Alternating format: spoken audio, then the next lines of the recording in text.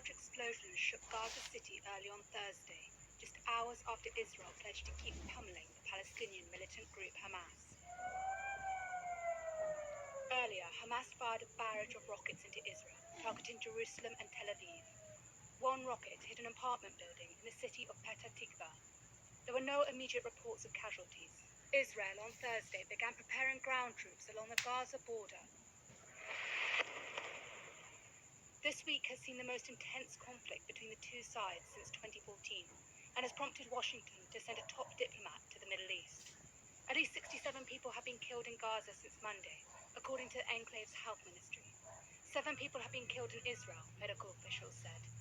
In a phone call with US President Joe Biden, Prime Minister Benjamin Netanyahu said Israel would continue to target the military capabilities of Hamas. Still, Biden said he was confident the conflict would end soon. My expectation and hope is that this will be closing down sooner than later. But Israel has a right to defend itself. But like Netanyahu, Palestinian President Mahmoud Abbas remains defiant. I direct my speech specifically to America and Israel. We are fed up. Go away from us. Leave us. We will stay like a thorn in your eyes. We will never leave our country. End your occupation today, before tomorrow. There have been clashes between Palestinians and Israeli forces in the West Bank. Violence also flared in mixed Jewish-Arab towns in Israel, like Lod. Explosions could be heard and police vehicles were set on fire, despite the police imposing a rare nighttime curfew. In the Israeli town of Bat Yam, a crowd of Jewish rioters attacked an Arab driver on Wednesday night, according to Israeli media.